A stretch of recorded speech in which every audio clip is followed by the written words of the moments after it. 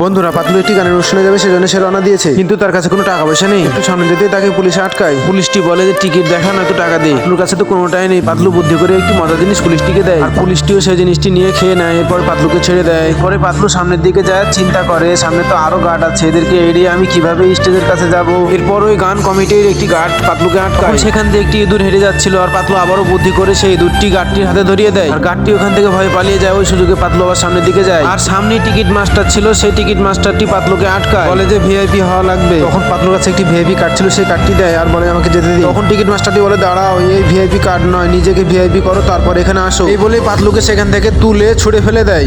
আর সেখানে একটি বুড়ি ছিল, সেই বুড়ির কাছে গিয়ে পাতলু পড়ে, আর বুড়িটি বলে যে আমি তোমাদের কথা সব শুনেছি, এই যে নাও পোশাক, এই পোশাকটি পরে নাও আর ভিতরে চলে যাও। তখন তো পাতলু খুব খুশি হয়, এরপর পোশাক চেঞ্জ করে নেয়। এরপর বুড়ি মাকে থ্যাংক ইউ বলে। এরপর টিকিট মাস্টারটি পাতলুর দিকে অবাক হয়ে হাঁ করে তাকিয়ে থাকে, আর পাতলু তাকে ধাক্কা দিয়ে ভিতরে চলে যায়।